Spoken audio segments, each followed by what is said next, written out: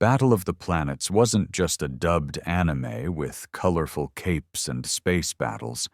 It was a Frankenstein experiment stitched together with American censorship scissors and a desperate bid to cash in on Star Wars. Beneath the flashy visuals and robotic voiceovers, the production was a hurricane of edits, missing episodes, new animation, and complete tonal rewrites. The result? A show that captivated a generation while hiding chaos behind every laser beam. Here are 15 wild facts about Battle of the Planets that will blow your nostalgia circuits. Fact number 15. It wasn't just an adaptation, it was a full-blown surgery. When Sandy Frank licensed Science Ninja Team Gatchaman from Japan, he didn't just dub it, he gutted it. The original show was violent, dark, and thematically mature. Frank's team had to make it safe for American Saturday mornings. That meant removing blood, death, and even basic plot lines. But cutting footage created time gaps, so they added new animated segments featuring a robot named 7 voiced in a flat monotone, and clearly not from the same production style. It wasn't just censorship, it was reconstruction. Entire scenes were replaced, characters were renamed, and entire motivations were rewritten. The Japanese villains weren't aliens, they were eco-terrorists. But in the US version, they became extraterrestrials invading Earth. The rewrite erased the environmental themes completely. Viewers never saw what the original story was actually about. What aired in America was part Star Wars, part Cold War paranoia, and part animated fever dream. Fact number 14. The robot was a panic edition. 7 wasn't in the Japanese version at all. He was invented by the American team after realizing the violence cuts left episodes too short to air. Instead of padding the runtime with more footage, they wrote in new exposition scenes with a gold-plated robot stationed in Center Neptune. Zark existed to reassure censors and parents that Battle of the Planets was wholesome. He'd say things like, "No one was seriously hurt," after clearly fatal crashes. Sometimes he'd even interrupt scenes to offer context that didn't match what viewers were seeing. It was narrative damage control disguised as comic relief. His voice, provided by Alan Lurie, was patterned loosely after C-3PO. That's no accident. Sandy Frank specifically wanted a Star Wars-style droid. Zark even had a robot dog named One Rover One, added for the same reason. These additions weren't world-building, they were censorship scaffolding. And yet fans still remember Zark like he was part of the original canon. Fact number 13. Casey Kasem led the cast in secret. Yes, that voice you recognize from American Top 40 and Scooby-Doo? That was the voice of Mark, the team leader. Casey Kasem was the biggest name in the voice cast, but you wouldn't know it from the credits. Voice actors weren't always credited clearly back then, and Kasem was moonlighting across dozens of shows. The casting process was rushed. They had to rework dialogue that didn't match lip movements, adapt serious lines into silly ones, and make it sound like a single coherent story. Kasem was known for being adaptable, but Battle of the Planets pushed him. He reportedly clashed with the producers over the hokey rewritten dialogue and censored emotional beats. Still, his cool, measured tone gave the show a gravity it desperately needed. Mark was supposed to be a tortured warrior. In the dub, he became a clean-cut space boy. Kasem made it work, without ever knowing how weird the final episodes would become. Fact number 12. Most of the series never aired. The original Gatchaman ran for 105 episodes. Battle of the Planets adapted only 85. Of those, many were heavily edited, out of order, or never aired on some networks. Certain episodes were deemed too difficult to sanitize. Others required so many edits that it wasn't worth the trouble. Some were skipped due to cultural references or religious content that U.S. censors flagged as inappropriate. What audiences didn't know is that these missing episodes contained essential character development. Subplots were left unresolved. Major arcs, like the villain Zoltar's true identity, became incoherent. The American version hinted at deep mythology but rarely followed through. Fans who later watched the uncut Japanese versions were stunned. Characters died. Betrayals happened. Villains had tragic backstories. It wasn't just a cartoon, it was serialized drama. But that drama was scrubbed from American syndication in favor of laser fights and robotic narrators. Fact number 11. Zoltar was originally intersex. Here's where things get truly wild. In Gatchaman, the villain Berg Katse, renamed Zoltar in the US, was an intersex character created by Galactor's twisted science. He would shift between male and female identities, using the transformations for espionage and manipulation.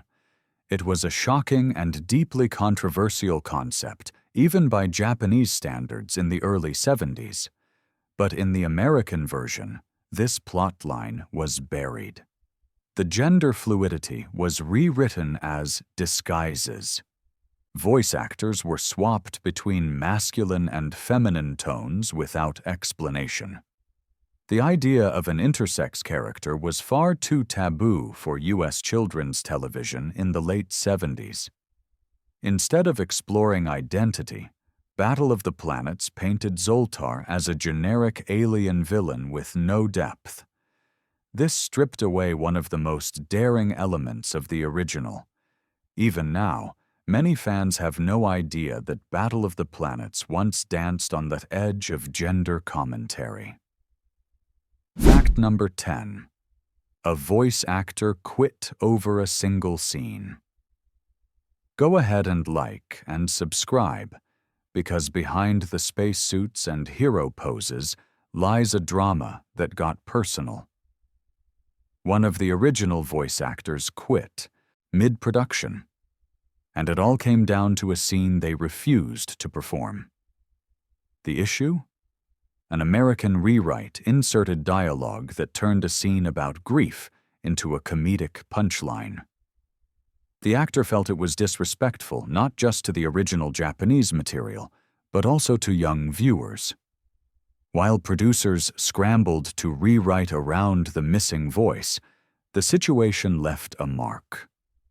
From that point forward, scripts were reviewed with more care, but only slightly. The actor's name was never officially revealed, but insiders point to a member of the core team voicing one of the G-Force leads. The tension was real. This wasn't just about a cartoon. It was about the moral compass of what you tell kids during a time of war and loss, masked by Saturday morning popcorn. Fact number 9. Battle of the Planets never aired the true ending.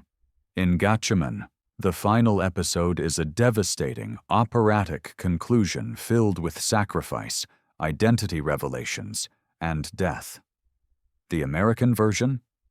It ends with no real ending. The final U.S. episode aired was not the Japanese finale. In fact, much of the final story arc was skipped entirely due to the impossible task of sanitizing death scenes and apocalyptic destruction. What audiences didn't know is that the finale showed Zoltar's true nature, Ken's broken leadership, and the emotional toll of years of fighting. The G-Force team fractures emotionally. The ending wasn't triumphant, it was human. But Battle of the Planets dodged this darkness and simply reran mid-season episodes until syndication deals dried up. The result? A generation of kids grew up thinking the show just ended randomly. No closure, No climax, just silence. And for a show built on cosmic stakes, that's the greatest censorship tragedy of all. Fact number 8. The soundtrack was a space opera patchwork. The musical score for Battle of the Planets wasn't just adapted, it was stitched together from wildly different sources. Composer Hoyt Curtin, best known for his work with Hanna-Barbera, was brought in to craft new cues. But time was short. Instead of building a full original soundtrack, he reused and reworked pieces from Space Ghost, Johnny Quest, and even Super Friends. This led to a surreal sonic mismatch. Scenes of intense Japanese action were underscored with whimsical American melodies. Explosions were followed by jazz horns. Emotional deaths got trumpeted fanfare. It wasn't sabotage, it was survival under time constraints. The audio department called it triage scoring. Still, Curtin pulled off a minor miracle. The music managed to create a mood that felt epic, if inconsistent. And over time, it became part of the show's unique charm. But beneath every heroic theme lurked the ghost of another cartoon, trying to hold it all together with a beat. Fact number 7. The footage was literally lost in translation. When Sandy Frank's team received the original Gatchaman reels, many arrived, without subtitles or translations. The scripts came in Japanese with no guides. That meant the American writing team often had no idea what the characters were actually saying. They had to guess, sometimes inventing entirely new stories to fit the visual tone or lip movements. This led to bizarre rewrites. A death scene might become a teleportation malfunction. A betrayal might become robot confusion. Villains with human motivations were recast as alien invaders with unclear goals. Entire subplots were reinterpreted simply because no one knew what was happening in the original scene.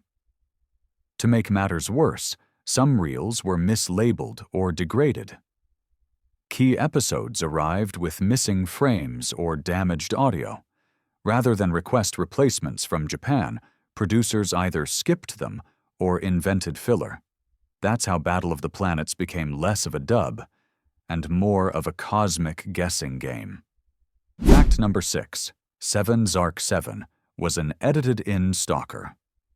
For all his cheerful tones and robotic reassurance, 7 Zark 7 had a creepy side, and it was baked right into the script. Several of his interstitial scenes focus on his affection for Princess, the only female G-Force member.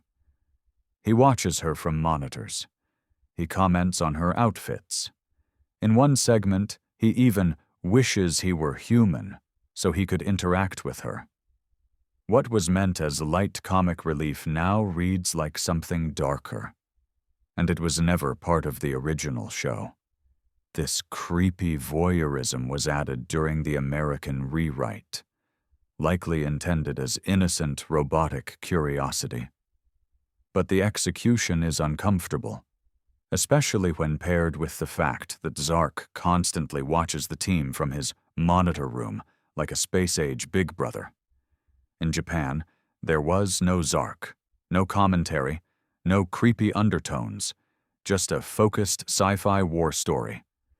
But in America, a robot stalker was put at the center of moral guidance, and no one thought to question it. Fact number 5. Japan embraced queer themes that America erased. In the original Gatchaman, the villain Berg Katz's gender identity wasn't just a one-time gimmick, it was integral. The character was genetically engineered to switch sexes at will, allowing them to move through male-dominated power structures and female-coded deception with ease. This intersex identity added a complex layer of psychological manipulation, espionage, and duality. But in the US version, Battle of the Planets, That bold theme vanished.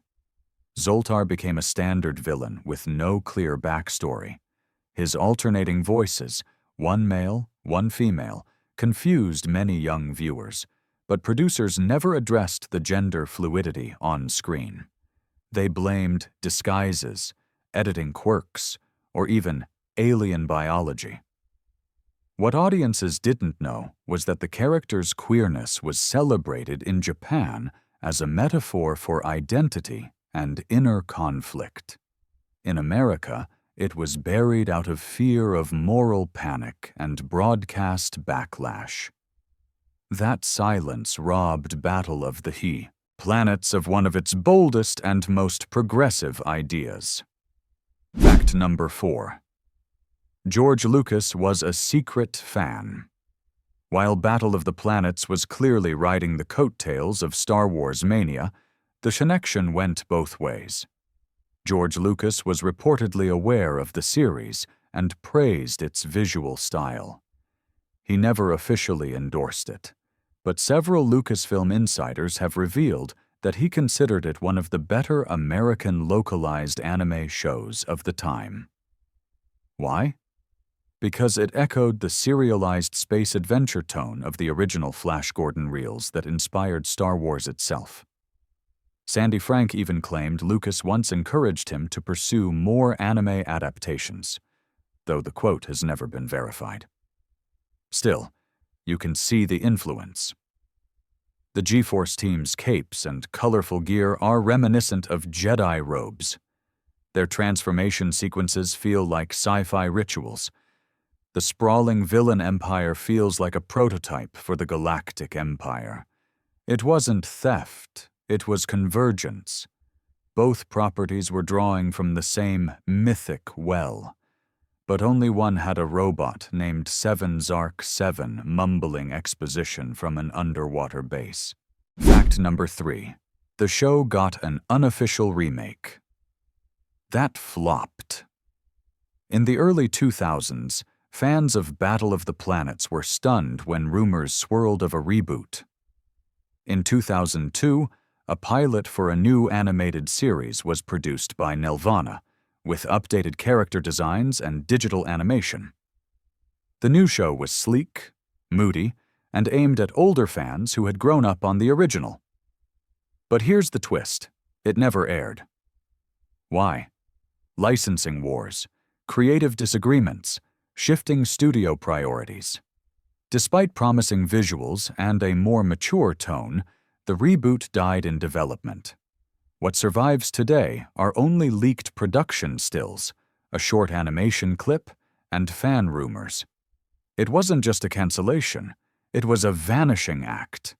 For fans hoping for closure, it was another heartbreak. The original story remained unfinished in America, and the remake that might have bridged the generations, it was buried before it had a chance, not with a bang, but with silence. Fact number 2. The censorship wasn't just for kids. Everyone assumes Battle of the Planets was censored just to make it kid-friendly, but that's only part of the truth. The deeper reason was fear of backlash from American parents' groups and broadcast watchdogs. During the late 70s, there was a moral panic around violence in children's programming. After controversies around Super Friends and the $6 Million Man toy lines, networks became hyper-cautious. Sandy Frank's team didn't want angry letters. They wanted syndication deals. So they overcorrected. They not only removed violence, but also stripped political commentary, gender identity themes, and ecological warnings. The result was a sanitized version that barely resembled its Japanese counterpart. It wasn't censorship to protect children. It was censorship to protect profits.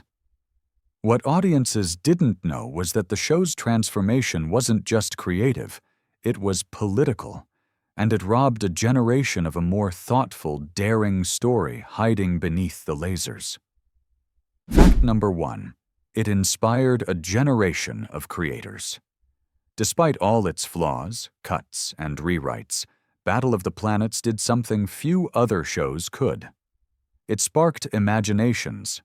Countless writers, animators, and filmmakers, including The Matrix's Lana Wachowski and anime director Shinichiro Watanabe, cite it as an early influence. The idea of a diverse, color-coded team fighting overwhelming evil in sleek aircraft left a mark. Its roughness made it mysterious. Its inconsistencies invited imagination. Kids filled in the blanks with their own stories. And decades later, those kids grew up to make some of the boldest sci-fi and anime stories in history.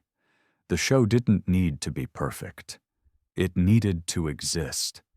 And somehow, between all the rewrites, lost footage, and awkward robots, it carved out a space in pop culture that still echoes across galaxies. Bonus fact: Princess had her own solo. Episodes that were never aired.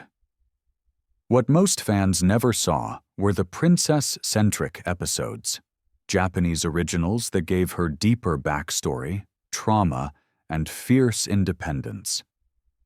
In several of these episodes, she took the lead, challenged Ken's decisions, and even risked her life in ways that redefined the team dynamic.